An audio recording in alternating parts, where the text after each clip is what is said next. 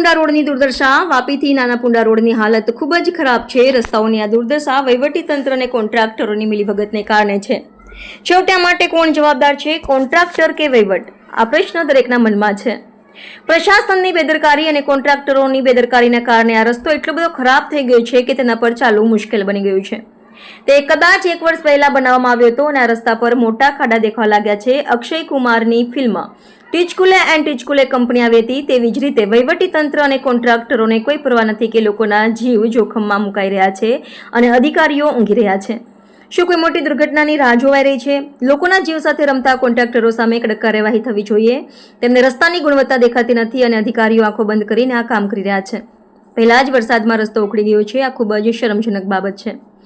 પ્રશાસન રસ્તાઓનું રક્ષણ કરવા માટે તાત્કાલિક પગલાં લે. લોકોના જીવ જોખમમાં ન આવવા જોઈએ. અમને આશા છે કે વહીવટીતંત્ર આ બાબતને ગંભીરતાથી લેશે અને યોગ્ય પગલાં લેશે અને પુણેનો રસ્તો તાત્કાલિક બનાવવામાં આવે જેથી લોકોના જીવ બચાવી શકાય.